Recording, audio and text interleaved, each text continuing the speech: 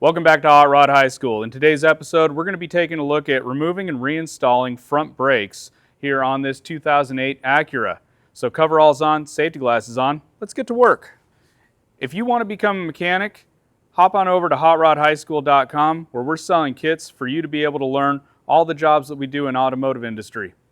We're going to start here by removing our tire.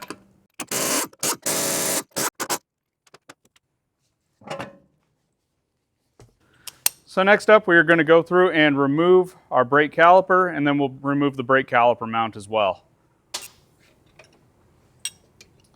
Remove the upper bolt, do the same thing for the bottom.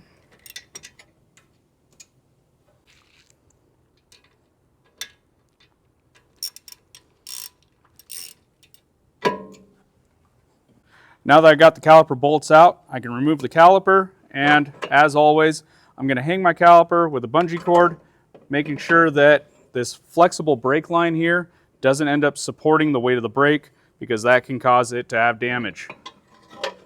Just set it up here for the moment, get this thing hooked up. Now with our caliper up and out of the way, we can remove our brake pads. We can also remove our anti-rattle clips.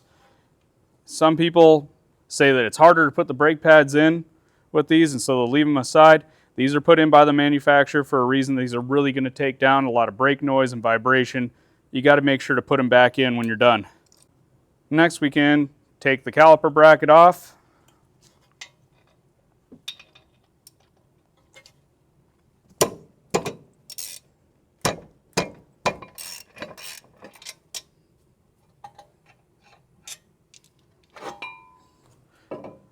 Now normally on these Hondas and Acuras, they will have a bolt going through right here to hold this into place. This one is missing.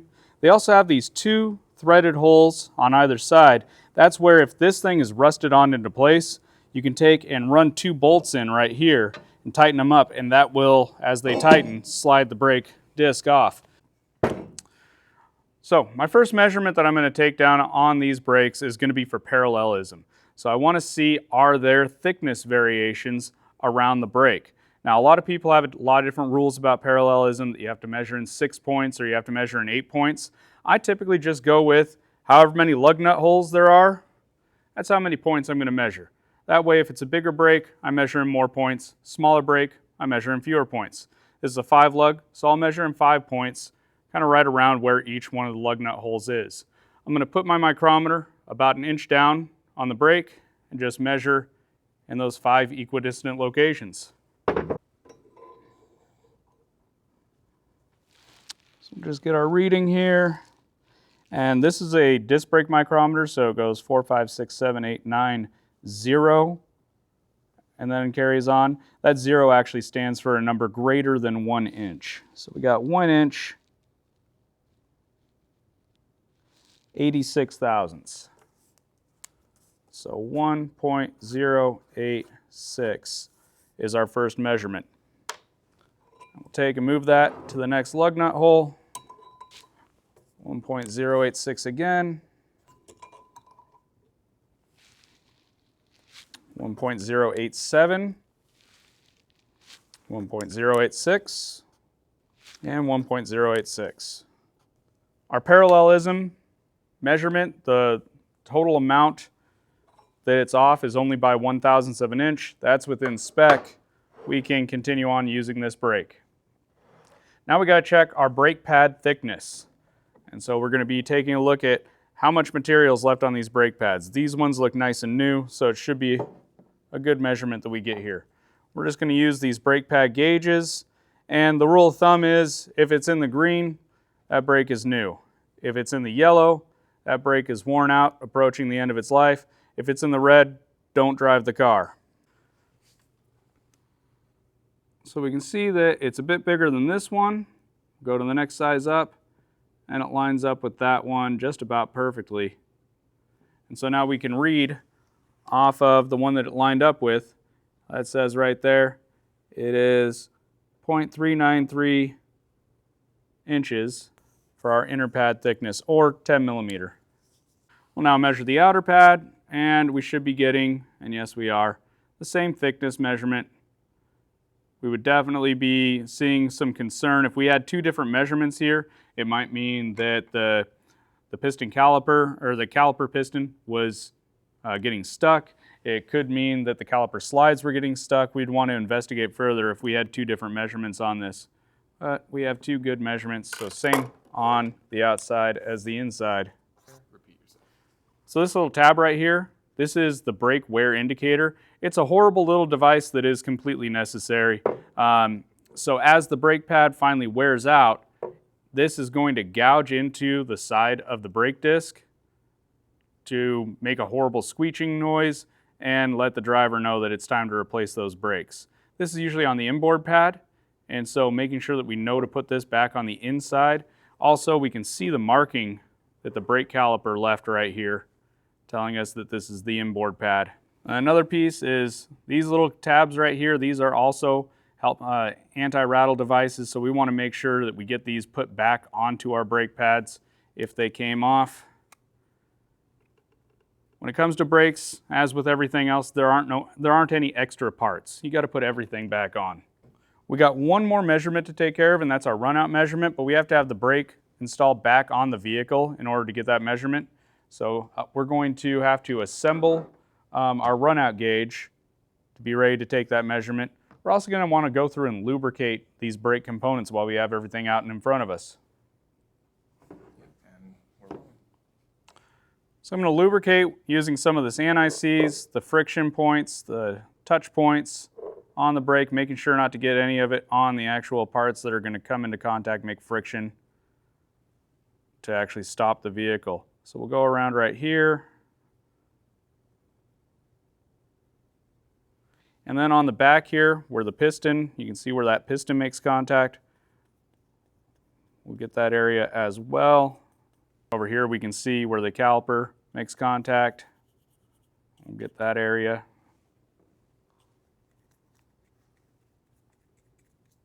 If any of this does get onto the friction material, just get some brake clean and a rag, wipe that off.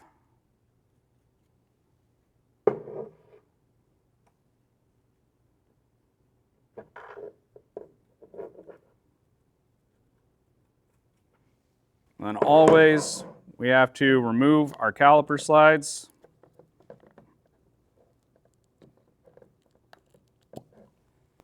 Make sure you get those nice. These ones are already nice and clean. If they had any dirt on them or anything, I'd want to scrub them down.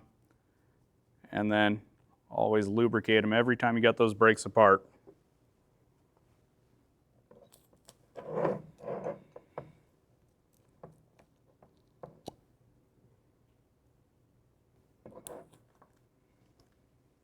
And just checking, making sure that they move nice and free. And those are good to go. And then just so we don't forget later, we take and put our anti-rattle clips back into place. And we can now assemble our runout gauge. That way we'll be able to get our last measurement and then put everything back together. So I'm just going to take this end, thread it into this end over here, and then over here, I'm going to take and spin that little nut right there, and that opens up this hole. And then I can take and slide my gauge through, making sure it's on this metal part of the gauge right here, not going to contact where the needle is. And then I can tighten that guy up. Now we're ready to install in the car. Now at this point I want to go through and take some sandpaper, take off any rust that might be on the hub. This one is clean and beautiful, but we'll still go and get the little bit that is on there. Do the same thing with the back of the brake disc.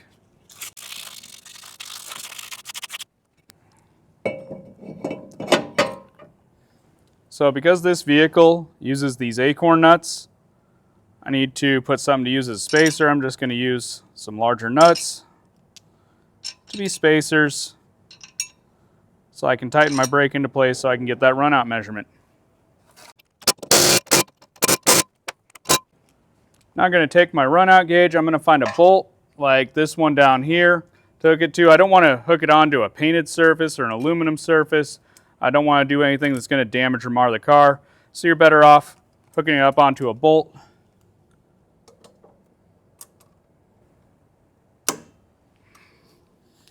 Bring this around and over to the side here. And then by turning this little nut right here, we can adjust how tight this is on the arm.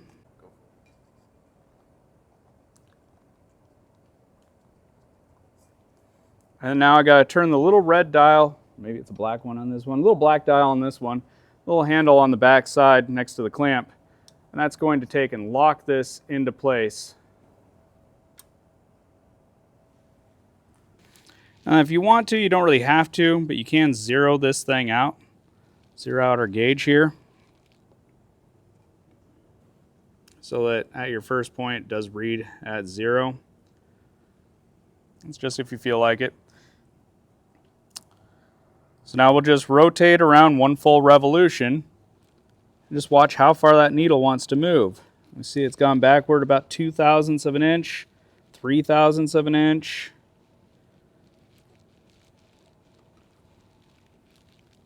Forward 0.01 of an inch.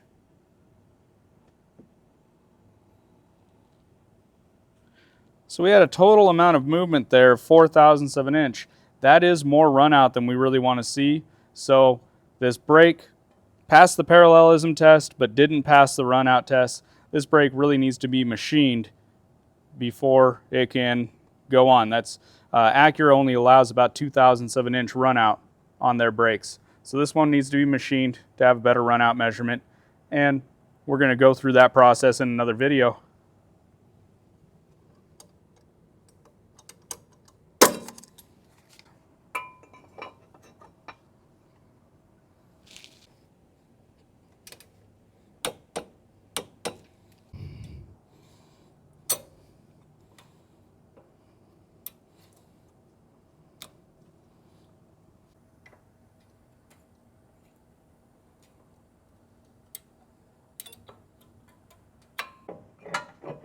Now, prior to putting our caliper back into place, if we've just installed new brake pads, they're going to be too thick for this to fit around. And so we're just going to take and turn this until our piston goes all the way back in. We always got to make sure that when the brake job is done, push down on the brake pedal a few times before you start the car. Get those to be in nice, good contact so you don't end up crashing your rig after you do a brake job.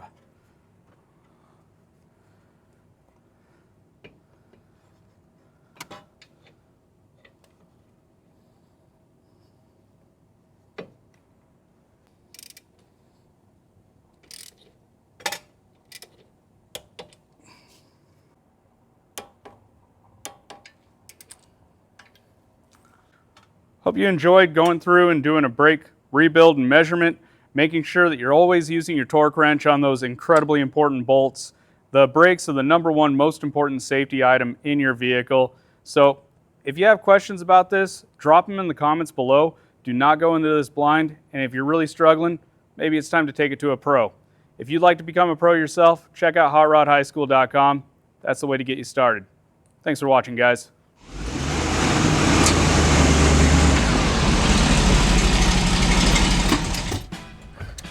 Thanks for watching another episode of Hot Rod High School.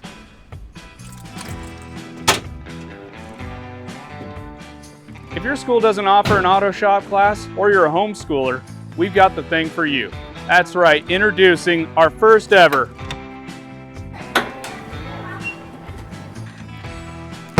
auto shop in a box. Specifically designed for students between 5th and 12th grade. Our kits include the engine rebuild, the brake line flare, precision measurement, valve adjustment, and an award-winning curriculum. Click the link in the description below to learn more on our website and purchase your kit today, which will be shipped directly to your home. But don't worry, it's not coming in this thing. You can like and subscribe if you want to. doesn't make a difference to me. But what does make a difference is you shifting your education into high gear with Hot Rod High School. Thanks for watching.